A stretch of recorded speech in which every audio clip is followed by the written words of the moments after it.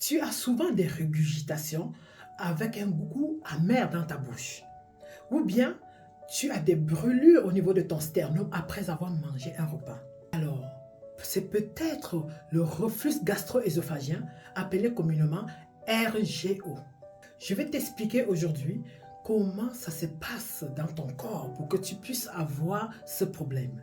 Alors, suis-moi. Ici, on considère que le repas entre par ici. Donc, c'est dans la bouche. On considère que ça, c'est la bouche.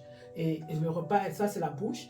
Et entre-temps, quand tu avales ton repas, donc il doit passer dans l'œsophage. Donc ici, c'est l'œsophage. Donc c'est l'œsophage. Et ça, c'est ton estomac. À l'intérieur de ton estomac, tu as des acides et des enzymes gastriques. Voilà. Qu'est-ce qui se passe au juste? Donc, quand tu avales ton repas, tout de suite à ce niveau, il y a un anneau qu'on appelle le sphincter œsophagien inférieur qui s'ouvre comme ça. Il attend le repas. D'accord? Il attend le bol alimentaire, ce que tu viens d'avaler là. Il attend pour que ça passe pour entrer dans l'estomac. Donc, tu as avalé. Voilà ton bol alimentaire qui rentre là et qui traverse ton sphincter œsophagien inférieur pour rentrer dans l'estomac. Voilà. Et après, dans l'estomac, il est broyé partiellement par l'acide et les enzymes gastriques. Après, le muscle de l'estomac se charge de propulser ce bol-là vers ton intestin grêle. Alors, si maintenant tu ressens des régurgitations avec un goût amer dans ta bouche, ou bien des brûlures au niveau de ton sternum après avoir mangé, ça veut dire qu'il y a un gros problème. Et ce gros problème vient de cet endroit, c'est-à-dire de cet anneau qui est le sphincter œsophagien inférieur. Donc ça veut dire que au lieu que ton repas suive la voie normale, c'est-à-dire ça va de la bouche, ça traverse le sphincter et après ça reste dans l'estomac, ça se broie, une partie partiellement et une autre partie, et après ça part dans les intestins.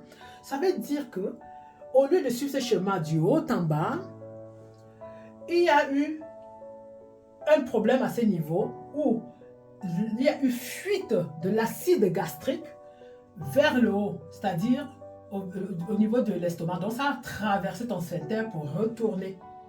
Donc si ça traverse ton sphincter œsophagien inférieur pour retourner, ça veut dire qu'il y a un gros problème. C'est pour ça que quand tu vas chez le médecin, il te dit que tu as le reflux gastro-œsophagien. C'est le RGO. Mais pourquoi ça remonte? Ça remonte tout simplement parce que ton sphincter œsophagien inférieur a un souci, il s'est élargi. Mais qu'est-ce qui peut bien pousser ton sphincter inférieur à s'élargir? Parce que normalement, quand le repas passe, il laisse le repas passer. Quand ça rentre dans l'estomac, il se referme bien, fortement, pour ne rien laisser remonter.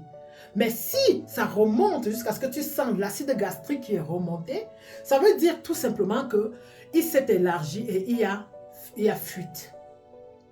Ça veut dire qu'il ne se ferme plus bien. Alors, le médecin maintenant, à ce moment, te dit que tu as cette pathologie-là. Voilà comment ça fait pour pouvoir arriver en toi. Et qu'est-ce qui peut bien causer cette pathologie? Ça peut être dû au stress. Ça peut être dû à l'anxiété, de l'angoisse. Il y a plein de choses comme ça qui peuvent créer ce problème. Ça peut être dû à l'obésité. Ou bien soit tu manges des grosses quantités de repas. Ou bien quand tu manges, au lieu de t'asseoir au moins quelques 3 à 4, à 2 à 3 heures pour pouvoir digérer, tu vas tout de suite te coucher. Ou bien quand tu te couches mal. Donc il y a ça qui peut occasionner cela. Ou bien soit tu consommes des aliments acides ou bien des aliments gras. Donc tu vois, il y a plusieurs facteurs. Soit peut-être ton organisme ne supporte pas des repas épicés. Bon, maintenant, face à ces situations, comment faire pour pouvoir soulager, c'est-à-dire éviter qu'à chaque fois tu aies ces brûlures-là, ou bien tu aies ces remontées, régurgitation qui te font ressentir ce goût amer au niveau de ta bouche. Comment faire? Ce que je dois te conseiller aujourd'hui, c'est une très bonne nouvelle, n'est-ce pas? Donc, tu dois, tout juste après chaque repas, prendre des thés, comme le thé de camomille ou bien le thé de réglisse, en remplacement au café. Donc, tu évites le café. Et de deux, il faut apprendre à manger des petites portions de repas. Et après chaque repas, tu restes assis au moins 2 à 3 heures avant d'aller te coucher. C'est très important. Et pour te coucher aussi, prends la peine de te coucher avec la tête surélevée. Ça va te faire du bien. Maintenant, tu dois éviter des aliments, c'est-à-dire qui peuvent provoquer le reflux gastro-œsophagien. Comme par exemple, avant d'aller te coucher, évite des tomates, du chocolat, évite de consommer des aliments gras ou acides. Et voilà autant de choses que tu dois éviter le soir avant d'aller te coucher. Ça va te faire du bien et tu vas te réveiller en bonne forme. Alors, est-ce que je t'ai bien expliqué les choses? Si ça t'a plu, ne garde pas ça pour toi. Même si tu ne souffres pas du reflux gastro-œsophagien, je pense que ça c'est une information qui doit être connue par plusieurs personnes. C'est-à-dire que les gens doivent savoir pourquoi on les dit qu'ils ont cette pathologie. Alors like, partage et surtout n'oublie pas de t'abonner. D'accord? Sur ce, see you soon pour les prochaines Accentés.